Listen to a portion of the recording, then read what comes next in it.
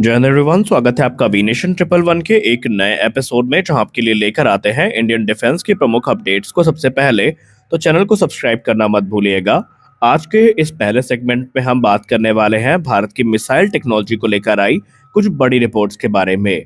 देखिए, इतना तो हम सबको पता है कि डीआरडीओ इस बार रिपब्लिक डे परेड में अपनी पूरी ताकत दिखाने वाली है और इसके लिए प्रॉपर उनके तरफ से तैयारियां पूरी हो चुकी है। इसी बीच डीआरडीओ के एक सीनियर साइंटिस्ट ने मिसाइल प्रोग्राम पर बात करते हुए एक महत्वपूर्ण टिप्पणी करी है। डीआरडीओ के सीनियर साइंटिस्ट ने बेसिकली जो हमारी लॉन्ग रेंज की एंटीशिप हाइपरसोनिक मिसाइल है, उस पर एक महत्वपूर्ण टिप्पणी करी है। कुछ समय तक मीडिया में ये कहा गया कि आने वाले भविष्य में ये हमें सेना के तीनों अंगों के लिए देखने को मिलेगी, लेकिन यहाँ पर डीआरडीओ ने अपनी प्राथमिकता पर बयान दिया है। दरअसल आपको बता दें कि इस एंटीशिप मिसाइल के प्रोजेक्ट डायरेक्टर जो डीआरडीओ में है, ए प्रसाद गौड़ सर, उन्होंने मीडिया से बात करते हुए कहा कि defence research and development organisation की तरफ से ये जो मिसाइल फिलहाल विकसित करी गई है, ये भारतीय नौसेना की रिक्वायरमेंट को देखकर विकसित करी गई है। उन्होंने कहा इसका एक बेसिक एडवांटेज ये होगा कि ये एक हाइपरसोनिक मिसाइल होगी, और इसका और बड़ा बेनिफिट ये होगा कि हाइपरसोनिक स्पीड में ट्रैवल करने के चलते एनिमी रेडार्स के लिए इसको डिटेक्ट कर पाना लगभग नामुमकिन होगा। रेंज पर बात करते हुए उन्होंने कहा कि फिलहाल तो इसकी जो रेंज है वो 1500 किलोमीटर की है, लेकिन ये डिपेंड करता है कि ये किस प्रकार की पेलोड्स को ले जाती है। ये अलग अलग प्रकार के जो पेलोड है उन्हें कैरी करने में सक्षम होगी, और इसका प्राइमरी टारगेट बड़े वॉरशिप्स होंगे, और जो दूसरी बैटल शिप्स हैं जो डिप्लॉय होती है ओशन में, वो इनका प्राइमरी टारगेट होने वाले हैं। क्योंकि ये हाइपरसोनिक स्पीड पर ट्रैवल करेगी, तो यहाँ पर इसकी जो लिथैलिटी है वो भी काफी ज्यादा होगी। हालांकि उन्होंने ये भी कंफर्म कर दिया कि डीआरडीओ इस समय हाइपरसोनिक ग्लाइड मिसाइल टेक्नोलॉजी और हाइपरसोनिक क्रूज मिसाइल टेक्नोलॉजी पे भी काम कर रहा है, जो कि भारतीय थल सेना और वायुसेना को एक बहुत बड़ा एडवांटेज निकट भविष्य में प्रदान करेगी। अब मिसाइल की बात चल ही रही है, तो आइए एक और मिसाइल पे बात कर लेते हैं जिस समय इस पे इंडियन एयरफोर्स की नजर बनी हुई है। दरअसल इस समय इंडियन एयरफोर्स एक जर्मन मेड टॉरश केईपीडी 350E मिसाइल को एग्जामिन कर रही है, और यहाँ पर इंडियन एयरफोर्स का उद्देश्य ये है कि अपनी जो लॉन्ग रेंज स्ट्राइक इन्वेंट्री है उसमें एक और पोटेंशियल एडिशन करने का। दरअसल ऑलरेडी ऑपरेशन सिंदूर में हमने स्कैल्प ईजी का परफॉर्मेंस देखा है, और स्कैल्प ईजी ने अपनी जो एक छाप है वो ऑपरेशन सिंदूर में छोड़ी है। लेकिन क्योंकि अभी इसका जो ऑपरेशनल इम्पैक्ट है वो राफेल तक ही सीमित है, या यूं कह लें सिर्फ राफेल से ही लॉन्च की जा सकती है, इसीलिए इंडियन एयरफोर्स अब एक नए अल्टरनेटिव की तलाश कर रही है। और ऐसे में जर्मनी की जो टॉरश केईपीडी 350E है, इसको एक टॉप कंटेंडर के तौर पर देखा जा रहा है। इनफैक्ट जर्मनी इसको ऑफर करने के लिए इंटरेस्टेड भी नजर आ रहा है, और ये एक कॉम्प्लीमेंट्री या फिर एक अल्टरनेट ऑप्शन हो सकता है स्कैल्प का। हालांकि अगर ऊपर से देखें तो टॉरस और स्कैल्प ईजी लगभग दोनों सिमिलर नजर आती हैं, दोनों स्टेल्दी हैं, दोनों लॉन्ग रेंज स्ट्राइक के लिए सक्षम है, और दोनों एयर लॉन्च क्रूज मिसाइल की कैटेगरी में आती हैं। और ये दोनों हैविली डिफेंडेड एयर स्पेस को पेनिट्रेट करके हाई वैल्यू टारगेट जो होते हैं उनको डिस्ट्रॉय कर सकती हैं। लेकिन इनमें जो प्रोपल्शन सिस्टम है वो थोड़े अलग होते हैं, और इनमें जो डिजाइन फिलॉसफी है वो भी थोड़ी अलग है। टॉरश केईपीडी 350E को लेकर ये कहा जाता है कि ये जर्मनी और स्वीडन की तरफ से विकसित करी गई है, और इसमें एक यूनिक वॉरहेड और फ्यूज कॉन्सेप्ट जो है वो यूज किया जाता है, जिसको मेप्सिटो कहते हैं। इसके अंतर्गत ये लेयर काउंटिंग प्रोसेस को फॉलो करती है, जहां पर इसमें जो फ्यूज डिले है उसका फीचर भी देखने को मिलता है। यानी ये पहले एक शेल्टर को पेनिट्रेट करती है, और उसके थोड़े देर बाद ये एक्सप्लोड करने की क्षमता भी रखती है।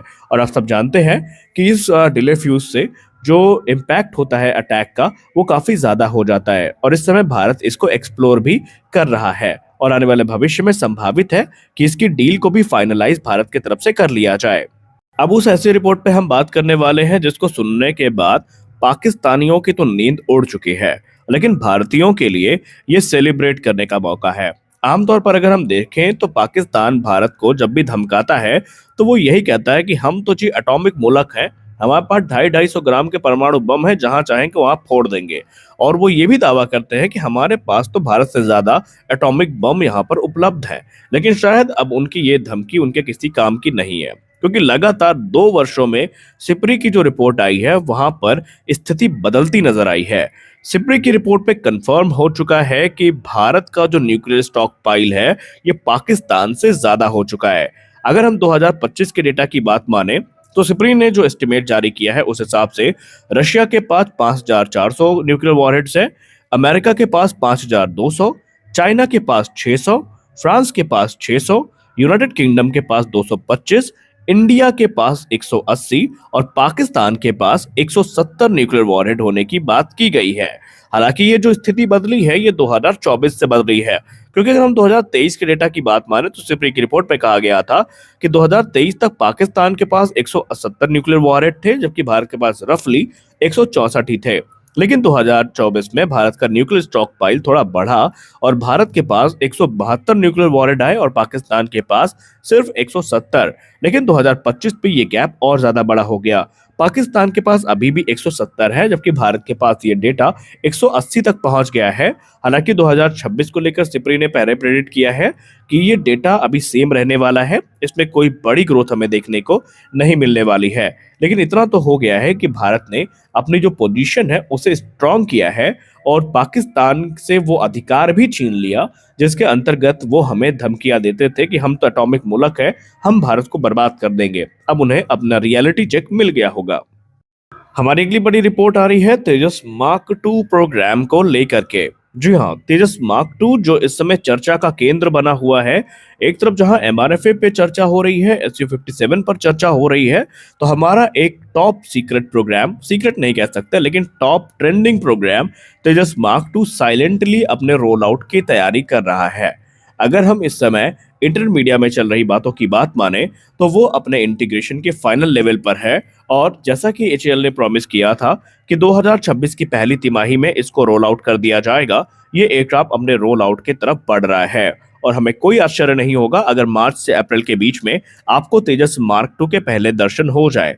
हालांकि रिपोर्ट्स ये इंडिकेट करती है कि इसका रोल आउट काफी साइलेंटली होगा, शायद इसके लिए कोई बड़ी सेरेमनी हमें देखने को ना मिले और ये भी हो सकता है कि जब इसकी पहली उड़ान हो तब हमें इसके रोल आउट के बारे में पता चले, क्योंकि इस बार HAL काफी गंभीरता के साथ काम कर रही है। इस मामले के जानकार लोगों का कहना है कि ये एयरक्राफ्ट 80% से ज्यादा रेडी है और अगले 1-2 महीने में इसका जो रोल आउट है ये कंफर्म है। यानी कि तेजस मार्क 2 को लेकर हमारा जो एक लंबा इंतजार था ये पूरा होने वाला है और यदि ऐसा हुआ तो शायद हमें एक कोइंसिडेंस देखने को मिले कि एक तरफ भारतीय वायुसेना को तेजस मार्क 1 अल्फा ज्वाइन कर रहे हो, वही तेजस मार्क 2 की जो रोल आउट की खबर है वो भी सामने आ जाए। क्योंकि हमने आपसे पहले भी कहा है कि 2026 एक कोई आम वर्ष नहीं होने वाला है, इसमें हमें वो प्रोजेक्ट भी वास्तविकता का रूप लेते दिखाई पड़ेंगे जिनके बारे में एक समय हमने उम्मीद भी छोड़ दी थी। और वो प्रोजेक्ट क्या क्या है आप इंतजार करते जाइए, आपके सामने तस्वीर पूरी तरीके से क्लियर होने वाली है।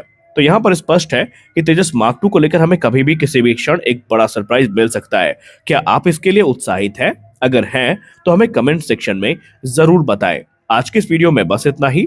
आशा करते हैं ये वीडियो आपको अच्छी लगी होगी। वीडियो अच्छी लगी तो हमें सब्सक्राइब करके सपोर्ट जरूर करिए, क्योंकि आपका सपोर्ट हमारे उत्साह को और ज्यादा बढ़ा देता है। इस वीडियो में बस इतना ही, मिलते हैं अगले वीडियो में, तब तक के लिए जय हिंद।